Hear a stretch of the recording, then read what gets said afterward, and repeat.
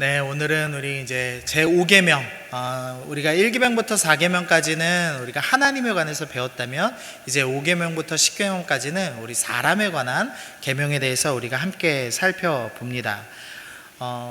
제가 오늘 딸한테 너 아빠 오늘 부모님을 공경하라 설교인데, 너 아빠한테 잘할 거야 그랬더니 싫어, 난 안 할 거야 그러면서 넥타이 잡아 당기더라고요. 그래서 제가 순간 공경은커녕 공격이나 안 했으면 좋겠다, 이제 이런 생각이 좀 들었는데요. 부모님을 공경하라라는 이 구절 속에 독특하게 약속이 있습니다. 십계명 중에서는 유일하게 내가 준 땅에서 내 생명이 길리라라는 약속이 들어가 있습니다. 왜 유일하게 십계명에서 이 5계명만 약속이 있을까요? 한번 3초만 생각해 보십시오. 왜 이 십계명에서 이 부모를 공경하라는 계명만 약속이 있을까요? 뭐 성경에 나와 있지는 않습니다. 근데 이제 제가 생각하기로는 첫 번째로는 이게 상당히 중요한 계명이기 때문입니다. 꼭 지켜야만 하는 계명이기 때문에 그렇고, 두 번째로는 지키기 어려워서 그렇습니다. 부모님을 공경하시는 분 혹시 손들어 보실래요? 난 자신 있게 부모님 공경한다. 한 명도 없나요? 네, 한 명 있습니다. 예, 몇 명 있네요. 네, 감사합니다. 혹시 그 교사 부모님들 중에서는 없나요? 네, 쉽지 않으시죠? 네, 지금 혹시 기회를 드릴게요. 여기 혹시 부모님이 계신 우리 중고등부들은 지금 부모님과 눈 잠깐 한번 마주쳐 보십시오. 예. 네, 지금은 부모님이 눈이 좀 당당하게 있으실 건데 이따 끝나고도 당당하실 수 있나? 설교를 들으면 전혀 생각지도 못한 방향으로 이제 갈 거거든요. 그러니까 지금 한번 살펴보시죠. 이 인천일보에 있는 기사를 제가 하나 갖고 왔는데요. 인천 9월 중학교 효교육으로 저는 효자입니다 인사를 건네며 효행심을 함양했다, 이제 이런 기록이 있는데요. 제가 이 인천 9월 중 출신입니다. 그래서 갔더니 교장 선생님이 앞으로는 인사를 저는 효자입니다 라고 인사하라고 하더라고요. 그래서 3년 내내 선생님이 들어오시면 차렷 저는 효자입니다 이렇게 인사를 했습니다. 저는 효자입니다 인사를 하면 효자가 될까요? 네, 된다면 이제 저도 오늘부터 시킬 텐데 안 되겠죠.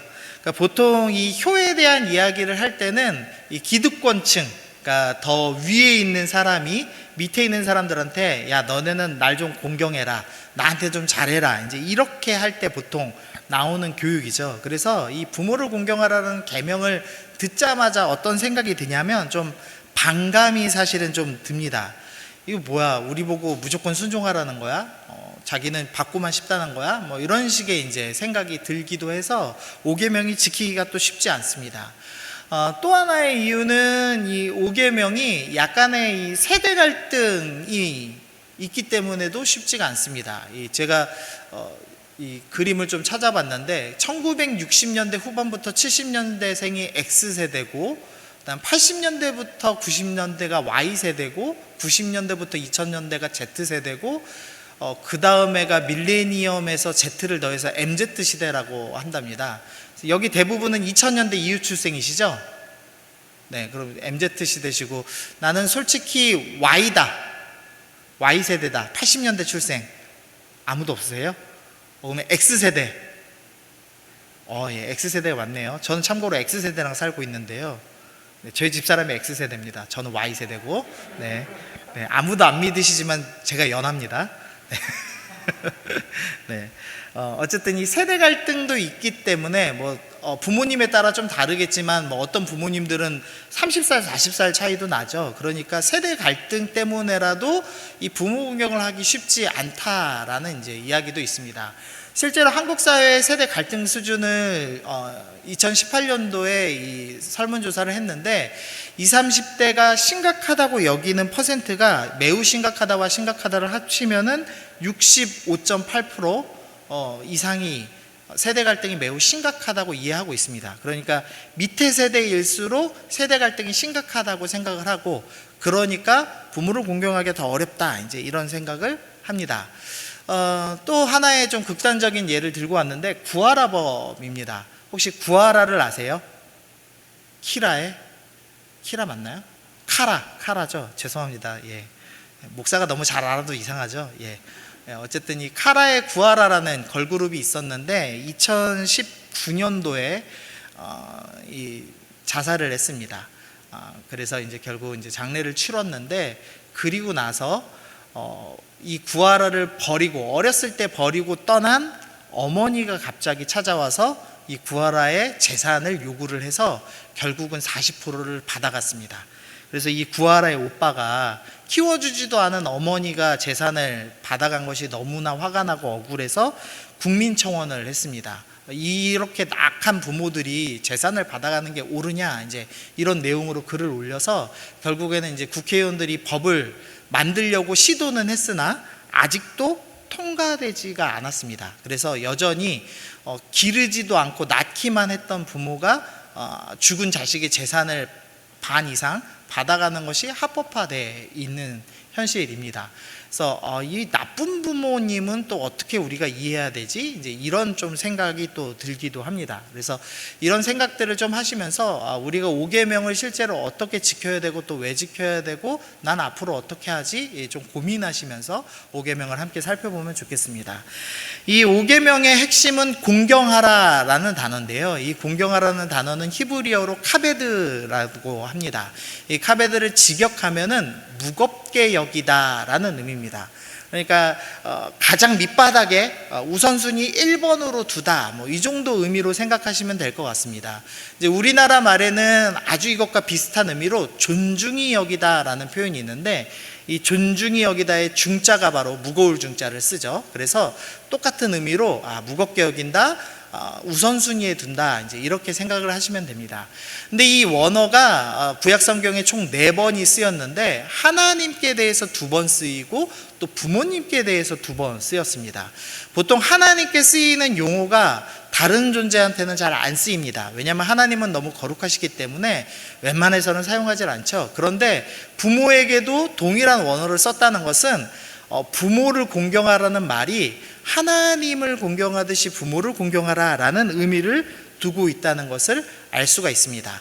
하나님께서 부모 공경하는 걸 얼마나 중요하게 생각하시냐면, 나를 공경하듯이 너희 부모님을 공경해야 된다라고 말씀하는 겁니다. 근데 그 공경하다는 가장 우선순위에 두고 섬겨야 한다라고 이야기를 하고 계시다는 거죠. 여러분, 그 성경의 율법을 2가지로 요약하면 뭐랑 뭔지 아십니까? 네, 우리 청년부 회장은 알 거예요. 감사하게 마이크도 앞에 있는데, 자, 율법을 2가지로 요약하면, 마이크를 들고 당당히, 자, SFC의 자존심을 걸고, 네, SFC 훈련받고 있는 회장입니다. 네, 자, 시작. 율법을 2가지로 요약. 네, 2가지로 요약해 보세요. 율법을. 네, 더 하면은 방송 사고 나니까. 네, 빨간색으로 말씀이 있죠. 한 율법사가 예수님을 시험하여서 물었습니다. 율법 중에 어느 계명이 제일 큽니까? 라고 했더니 예수님께서 정리해 주시는데, 내 마음을 다하고 목숨을 다하고 뜻을 다하여 누구를 사랑하라? 하나님을 사랑하라 하셨고요. 다음 39절에 둘째도 그와 같으니 내 이웃을 내 자신과 같이 사랑하라. 이 2계명은 온 율법과 선지자의 강령이니라. 아이고 이건데 생각하죠. 네, 알고 있었답니다. 네. 계명을 2가지로 정리하면은 하나님을 사랑하라, 이웃을 사랑하라 라고 예수님께서 요약을 해 주셨습니다. 근데 이 5계명이 그 2가지의 중간에 이제 껴있는 겁니다. 우리 10계명이 나와 있는데요, 파란색으로 된 1계명부터 4계명까지는 하나님을 사랑하는 것에 대한 계명이고, 5계명부터 10계명까지는 이웃을 사랑하는 계명인데, 그 하나님 사랑과 이웃 사이 딱 중간에 껴있죠. 그러면서 하나님을 사랑하듯이 부모님을 사랑해라, 하나님을 공경하듯이 부모님을 공경해라 라고 이야기를 합니다. 그래서 마치 이 부모 공경은 하나님 사랑과 이웃 사랑의 연결고리처럼 구성이 되어 있습니다. 그래서 이렇게 좀 해석해 볼 수가 있겠습니다. 부모는 하나님과 연결고리다. 왜냐하면 부모는 태어나서 처음 만나는 권위자이기 때문입니다. 또한 부모는 이웃과의 연결고리인데 첫 이웃이 되기 때문입니다. 여러분이 태어나서 처음 만나는 사람, 처음 만나는 이웃이 바로 부모님이고, 또 여러분이 만나는 처음 권위자가 바로 부모님이다라고 할 수가 있겠죠. 그래서 하나님이 마치 이렇게 말씀하시는 겁니다. 눈에 보이는 첫 권위자요, 눈에 보이는 첫 이웃인 부모를 사랑할 수 없다면 눈에 보이지 않는 나를 그리고 보이지 않는 이웃을 사랑하는 것은 불가능하다. 그러므로 이 계명만은 반드시 지켜야 되고 이 계명을 지키면 내가 너에게 축복하겠다라고 약속하시는 말씀이라는 것입니다. 네, 여기까지는 이제 이해되셨죠? 네. 그럼 이제 그 다음을 보시죠. 말씀이 너무 긴데요. 로마서 13장 말씀에 이 빨간색 글씨만 있습니다. 이 맨 밑에 빨간색 글씨만 확대해서 보면은 간음하지 말라, 살인하지 말라, 도둑지 말라, 탐내지 말라라는 10계명의 6계명부터 10계명 9절이 적혀 있습니다.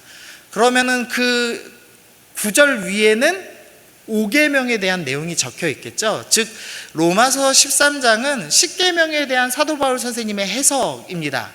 그 해석을 좀 살펴보면 5계명이니까 부모님 공경 스토리가 있어야 되는데 뜻밖에도 각 사람은 위에 있는 권세들에게 복종하라. 권세는 하나님으로부터 나지 않음이 없나니 모든 권세는 다 하나님께서 정한 바라라고 하면서 부모님 공경에다가 권위자에게 복종하라, 권위자를 존중하라 라는 말이 들어가 있습니다.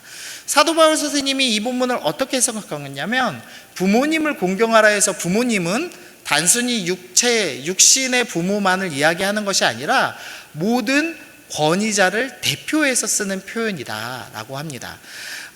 제유법이라고 하는데요, 이 표현을 이 사람이 빵으로만 살 것 아니요 이렇게 말씀하셨을 때 빵이 진짜 빵을 의미하는 게 아니라 음식을 총칭하는 말이죠.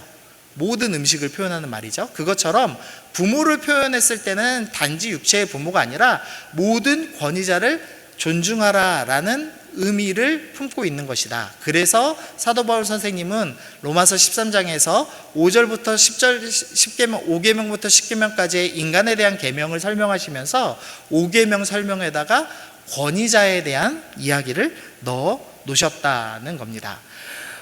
또 에베소서 6장 1절부터 9절도요 역시나 5절부터 쭉 밑에는 그 이후에는 이제 그 10계명에 대한 설명들이 쭉 나오는데 5계명 자리를 보면은 이 5계명 부모에게 순종하라 이것이 옳으니라 이렇게 나오면서 빨간색 글씨를 보시면 이 5계명의 스토리를 연장해서 역시나 권위자 존중에 대한 스토리가 계속 나오는 것을 볼 수가 있습니다. 그래서 우리가 생각해야 될 것, 5계명을 지키는 것은 당연히 부모님을 공경하는 것, 그리고 거기에서 확장하면 권위자에 대해서 존중하는 것도 5계명을 실천하는 것이다 라는 것을 알 수가 있습니다.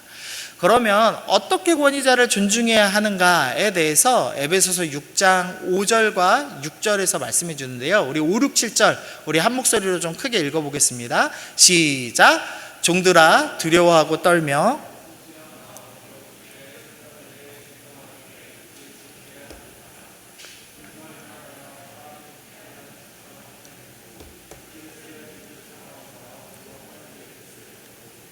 기쁜 마음으로 섬기기를 주께 하듯 하고 사람들에게 하듯 하지 말라. 5계명을 지키기 위해서 어떻게 권위자를 존중할 수 있습니까? 상전하게 순종하기를 그리스도께 하듯 하여라 라고 합니다. 여러분이 권위자에게 어떻게 순종해야 되냐면 예수님 대하듯이 대해야 됩니다. 여러분이 선생님을 대할 때 예수님 대하듯 대해야 되고, 여러분이 부모님을 대할 때 예수님 대하듯이 대하는 것이 성경의 원칙이라는 겁니다. 예수님을 대할 때 편히 대하기가 쉽지 않겠죠? 그런데 성경은 그렇게 요구하는 겁니다. 그러면서 6절에 더하고 있는데 눈 가림으로만 하여 사람을 기쁘시게 하는 자처럼 하지 말고, 무슨 의미냐면 엄마 볼 때만 공경하는 척하지 말아라 라는 의미입니다. 눈가림으로 주인이 볼 때만 너네 똑바로 일하고 주인이 안 볼 때는 게으름 부리는 그런 짓 하지 말고, 하나님은 보이시지 않아도 늘 나와 함께 계신 것처럼 너도 주인이, 너의 권위자가, 너희 부모님이 늘 너의 옆에 있는 것처럼 성실하게 행동하며 복종해라 라고 가르치고 있습니다. 그것이 성경이 이야기하는 원칙입니다. 계시든 안 계시든 순종하라는 겁니다. 하나님께 하라고 말씀합니다. 그러면서 왜 권위자를 존중해야 되는지가 로마서 13장에 나오는데요. 빨간 글씨만 보시면 그는 권위자는 하나님의 사역자가 되어서 내게 선을 베푸는 자라. 무슨 의미냐면 이 권위자들은 하나님을 대신하여서 너에게 또 세상 가운데 하나님이 원하시는 선한 일을 행하는 사람입니다. 또 밑에 부분 빨간색 보시면 하나님의 사역자가 되어서 악을 행하는 자에게 진노하심을 따라 보응하는 자가 되니라.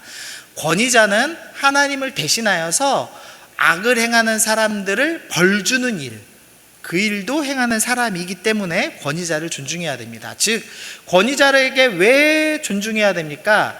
하나님의 질서를 100% 지키지는 못하지만 그 사람이 그래도 하나님이 원하시는 일부의 뜻을 선한 일에 대해서는 상을, 악한 일에 대해서는 벌을 주는 일을 하기 때문에 질서를 지키기 때문에 권위자를 존중해야 됩니다 라고 가르칩니다. 여러분이 여러분의 권위자, 가깝게는 선생님들, 경찰, 또 정치인들, 또 부모님이 있겠죠. 그분들을 왜 존중해야 하냐면 그것이 하나님의 선한 질서를 이루는 데 도움되기 때문이다 라고 설명을 하고 있는 겁니다. 여기까지 이제 설명을 딱 하면은 이제 어떤 생각이 드냐면 근데 나쁜 권위자에 대해서는 어떻게 해야 되지? 라는 생각이 이제 딱 드실 겁니다. 그러면서 반항심이 빡 이렇게 나오겠죠. 이렇게 나쁜 사람 말을 우리가 들어야 되나? 이제 이런 고민이 되실 겁니다.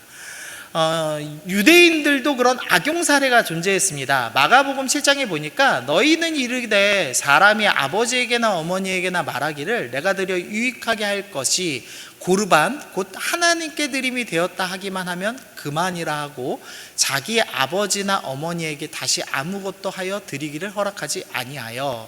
말이 어려운데요. 무슨 의미냐면 유대인들이 어머니 아버지가 나이가 드시면 어머니 아버지가 봉양을 하도록 이제 음식을 내어 드려야 하는데 이 유대인이 어머니 아버지에게 상처가 있는 겁니다. 우리 엄마 아빠가 나한테 얼마나 못해줬는데 화가 나는 마음이 있어서 어떻게 결정했냐면 어머니 아버지한테 드려야 될 음식이나 목을 띄워놓고 그 다음에 이거는 하나님이 하나님께 드리라고 말씀하셨어요 라고 하면서 고르반이라고 하는 하나님께 지정 헌물로 지정을 하는 겁니다. 그래서 부모님께 드리지 않고 하나님께 내어버리는 겁니다. 그러니까 이 유대인이 이렇게 생각하는 거죠. 하나님한테 드리면 드렸지 우리 부모한테는 절대 못 주겠다, 이제 이렇게 생각을 한 겁니다. 하나님을 존중하는 척 하면서 부모를 존중하지 않기로 결정한 거죠. 그러니까 불의한 권위자를 만났을 때 이 유대인은 복수하기로 결정한 거죠. 합법적인 복수하기로. 화면 계속 띄워주시고요. 제가 이제 이 설교 준비하면서 10이라고 하는 조희선교에서 나오는 10계명에 관련된 소설 형식으로 쓰여져 있는 이 책을 봤습니다. 근데 거기서 이 5계명 이야기를 하면서 어떤 자매가 이제 이야기를 하기 시작하는 겁니다. 이건 이제 극단적 사례입니다. 아버지에게 성적인 학대를 받았던 겁니다. 근데 이 5계명을 공부하고 나니까 너무 괴로운 거예요. 우리 아버지는 나에게 학대를 한 사람인데 내가 어떻게 아버지를 존중할 수 있습니까? 공경할 수 있습니까? 다시 아버지에게 상처받을 수도 있는데 어떻게 해야 됩니까? 라고 그 소설에서 목사님께 묻습니다. 근데 그때 이제 이렇게 설명을 합니다. 서로가 연락을 끊음으로 아버지는 더 이상 죄를 짓지 않도록 보호하고 딸은 스스로 보호함으로 5계명을 지킨다고 볼 수 있다라고 평가를 했습니다. 만약에 극단적 사례죠. 존중할 수 없을 만큼 학대하는 범죄하는 수준의 권위자를 만난다면 그 권위자가 죄를 짓지 않도록 연락을 끊음으로써 5계명을 지킬 수도 있다라고 그 책은 권면을 합니다. 저도 좀 이런 비슷한 사례가 있는데요. 제가 이제 그 전에 이제 가난했다는 말씀을 몇 번 드린 것 같고, 저희 이제 아버지가 제가 20살 때 저희 아버지가 이렇게 썩 친절하신 분이 아닙니다. 이제 유명한 술꾼인데 갑자기 밥을 사주겠다고 전화가 왔습니다. 이제 그때 제가 교회 쪽방에서 이제 얹혀 지낼 때인데요. 전화가 와서 밥을 사주겠다라고 하시는데 뜬금없이 주민등록증을 갖고 와라 그러시더라고요. 그래서 그래 일단 아버지 만나봐야지 하고 갔습니다. 그래서 국밥을 먹고 어디를 가자고 해서 갔는데 삼성카드사에 갔습니다. 그래서 아버지가 빚지신 5천만 원을 제가 갚는 걸로 사인을 하라고 카드사에 가서 앉아서 이제 딱 있었습니다. 그때 제가 이제 그 상황에 닥쳐서 어떤 생각을 했냐면 고민을 했습니다. 내가 보증 서지 말라고 성경 말씀에도 있고 부모를 공경하라는 성경 말씀도 있거든요. 그래서 두 가지 말씀 중에 뭘 지켜야 되지 고민을 하다가 그때는 부모 공경이 맞는 것 같아서 사인을 하고 나왔습니다. 근데 그리고 나서 이제 다행히 잘 갚으셨어요. 잘 갚으시던 중에 결혼을 하고 제가 저희 집사람과 결혼하고 신혼 한 달도 안 됐는데 저희 신혼집에 카드사에서 찾아왔습니다. 남은 금액이 한 200만 원 좀 넘게 있는데 안 갚으신다고 네가 갚아라 라는 겁니다. 그래서 학교에 찾아오고 신혼집에 몇 차례 찾아와서 결국은 이제 제가 냈거든요. 이제 그리고 나서 제가 사실은 저희 아버지하고 연락이 끊겼습니다. 지금 아까 본 그 적용과 동일한 거죠. 제가 아버지하고 계속 있으면 아버지의 방만한 생활을 이어갈 수 있게 돕는 것이죠. 그래서 제가 여기서 관계를 정리를 했었는데요. 이런 극단적인 예가 있을 수도 있겠습니다. 그렇다면 이런 방법을 취하실 수도 있겠습니다. 그러나 대부분은 그러시지 않을 거라고 생각합니다. 여기 지금 장효산나교에 있는 우리 부모님이 있는 어린 세대들은 아마도 내 말을 안 들어줘, 왜 내가 사달라는 걸 안 사줘, 내가 공부하기 싫은데 왜 공부 안 하게 해줘, 나 이거 배우고 싶은데 왜 못 배우게 해줘, 이런 수준이라면 이 글을 좀 참고하시면 좋겠습니다. 권위자 부모의 잘못을 생각하기 전에 나의 욕심, 태도를 점검해야 합니다. 자녀답게 행동하지 않으면서 부모다움만 요구하는 것은 분명한 죄입니다. 여러분이 자녀답게 먼저 행동하지 않으면서 부모다움을 요구하면서 내 욕망을 채워주세요 라고 얘기하는 것은 5계명 위반입니다. 만약에 여러분의 부모님이 여러분의 욕망을 채워주기 위해서 어떤 행동을 한다면 여러분의 인생을 망가뜨리고 자녀를 양육하라는 하나님 명령에 불순종하게 될 것입니다. 그래서 부모님은 여러분의 요구를 들어주지 않으므로 계명을 지키실 수도 있다는 겁니다. 그러니까 내가 뭔가 요구를 하고 우리 부모님이 정말로 존중할 수 없는 권위자인지 아닌지 판단을 하기 위해서는 먼저 나를 분별해보는 연습이 필요하다는 겁니다. 근데 5계명이 여기서 끝나지를 않습니다. 약자 보호에 대한 계명이 갑자기 등장하는데요. 에베소서 6장이 아까 5계명에 대한 설명이라는 말씀을 먼저 드렸죠. 그런데 9절에 보니까 상전들아 너희도 그들에게 이와 같이 하고 위협을 그치라 라는 말씀이 이어집니다. 그래서 5계명의 권위자를 존중하라에 이어서 이번에는 약자에게 어떻게 행해야 될지까지 연장해서 나옵니다. 근데 상전들에게 이와 같이 하라라는 구절이 있는데 이와 같이는 5절과 연결됩니다. 아까 우리가 읽었던 종들아 두려워하고 떨며 성실한 마음으로 육체의 상전에게 순종하기를 그리스도께 하듯 하라가 바로 이와 같이입니다. 그러니까 권위자들은 그 밑에 있는 사람들을 어떻게 대해야 합니까? 그리스도를 대하듯 해야 됩니다. 이제 좀 마음이 좀 가시죠? 아까 부모님을 그리스도 대하듯 하십시오 할 때 표정이 어두웠는데 부모님들도 자녀를 그리스도 대하듯 대해야 됩니다. 아멘? 네. 부모님 중에 한 분 아멘 하셨습니다. 네. 부모님들도 자녀들을 그리스도 대하듯 해야 되며 특별히 위협을 그쳐야 한다라고 얘기합니다. 성경은 높은 존재가 낮은 존재에게 일방적으로 대해라 라는 구절이 없습니다. 항상 상호 존중해라 라고 말씀하십니다. 심지어 가장 거룩하신 하나님께서 우리에 대해서도 너는 나의 친구다 라고 하시면서 상호 존중하시죠. 그러므로 우리도 권위자도 약자에 대해서 존중해야 되고 약자도 권위자에 대해서 존중해야 된다라고 가르치고 있습니다. 두 번째 약자가 나오는데요. 의외로 부모님입니다. 이 십계명을 듣는 대상이 누굴까에 대해서 출애굽기 20장 17절이 힌트를 주는데요. 내 이웃을 탐내지 말라. 내 이웃의 아내나 그의 남종이나 하면서 나옵니다. 이 지금 십계명을 듣는 대상은 어떤 사람이냐면 아내를 가질 정도의 나이가 있는 사람입니다. 그러니까 즉 장년들, 결혼한 사람들 대상으로 십계명을 이야기하고 있는 겁니다.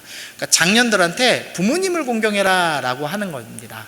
그래서 이 어떤 의미로 읽어야 되냐면, 이 부모를 공경하라 앞에 가로를 쳐서 읽어야 되는데, 이제는 너보다 약해진 부모를 공경해라 라는 의미로 읽어야 합니다.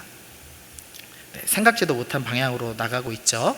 성경은 약해진 부모님을 공경하라고 가르쳐 줍니다. 근데 이 본문만 있는 게 아니고요, 생각보다 많이 나옵니다.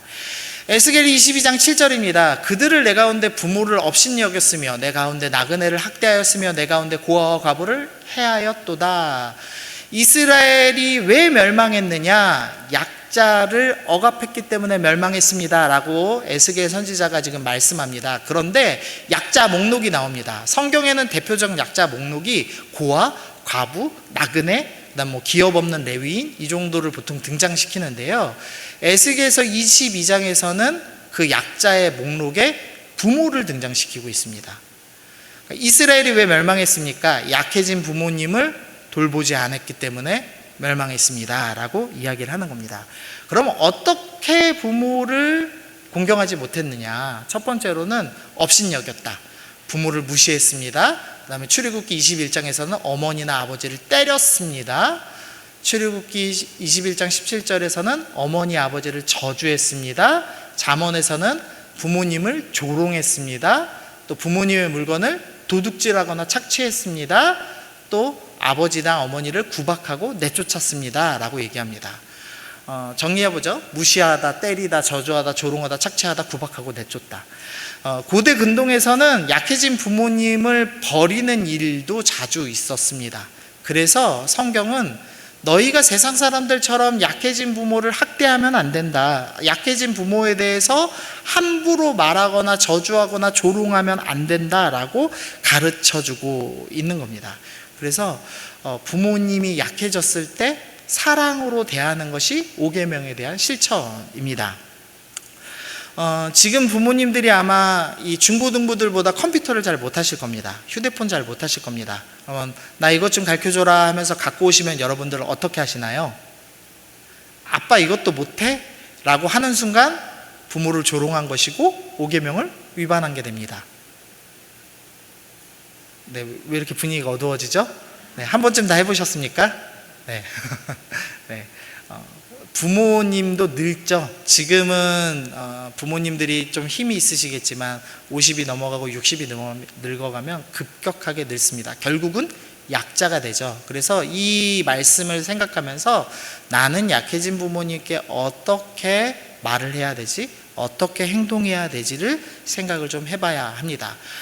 계속 말씀 보면은요, 이 본문에서 지금 부랑 모의 색깔을 좀 제가 다르게 해놨는데요, 우리나라에는 부모라는 한 단어로 쓰여져 있지만 히브리어는 부모라는 단어가 없습니다. 그래서 아버지와 어머니를 공경하라 라고 되어 있습니다. 고대 근동에서 어머니는 사람으로 인정받지 못했습니다. 여자는 기본적으로 사람으로 인정돼서 숫자에 포함이 되어 있지 않죠. 그래서 어머니를 공경하라는 구절 자체가 매우 획기적인 개혁적인 구절이라고 할 수 있습니다. 너희 부모님 중에서 모든 재산을 다 갖고 있는 아버지 공경하는 건 당연하다, 그건 다 알고 있습니다. 근데 그 사회에 아니다, 어머니도 공경해야 된다라고 이야기를 하고 있는 겁니다. 가정마다 좀 센 분이 있어요. 요새는 엄마가 제일 셀 텐데 아빠가 센 집도 있습니다. 혹시나 아빠가 센 집이 있나요?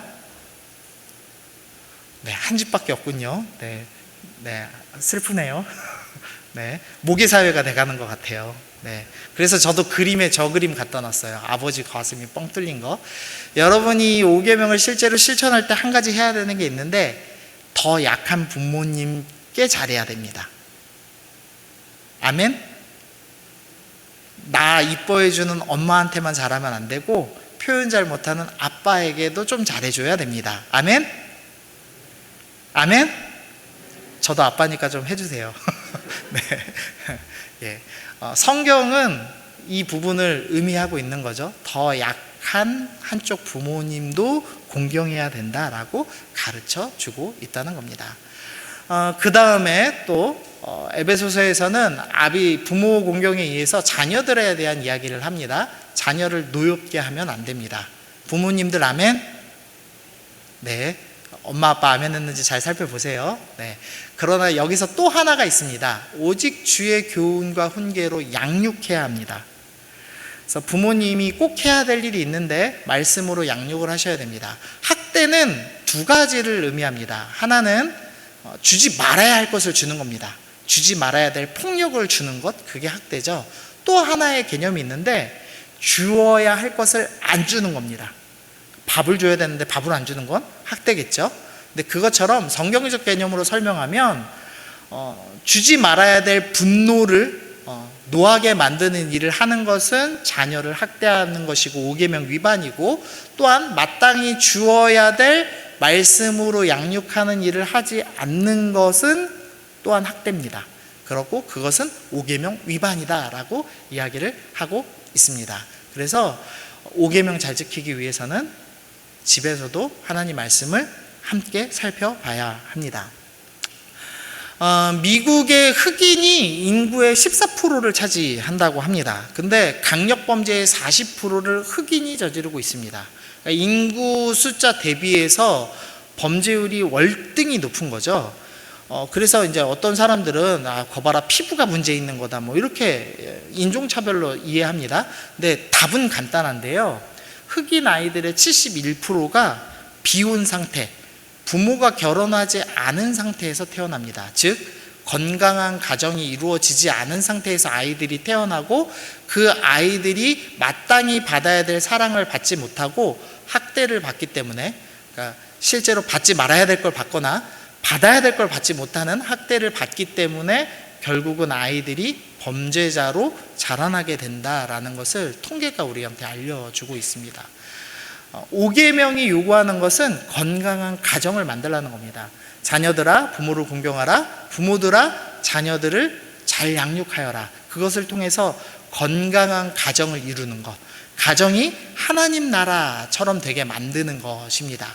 그렇게 되면 그 가정에서 건강하게 자란 사람들이 세상 속에서도, 사회 속에서도 하나님 나라를 만들기 위해서 힘써갑니다. 결국 5계명이 잘 지켜지면 가정이 회복될 것이요, 가정의 회복을 통해서 사회의 질서가 회복되면서 하나님 나라의 상태가 이루어져 간다라고 성경이 우리 가운데 가르쳐주고 있습니다. 그래서 5계명은 단순한 계명이 아니라 반드시 지켜야 될 계명입니다. 하나님 나라의 백성으로서 하나님 나라를 세워가는 일을 하기 위해서는 반드시 5계명을 지켜야 한다라고 우리 가운데 권면을 하고 있습니다.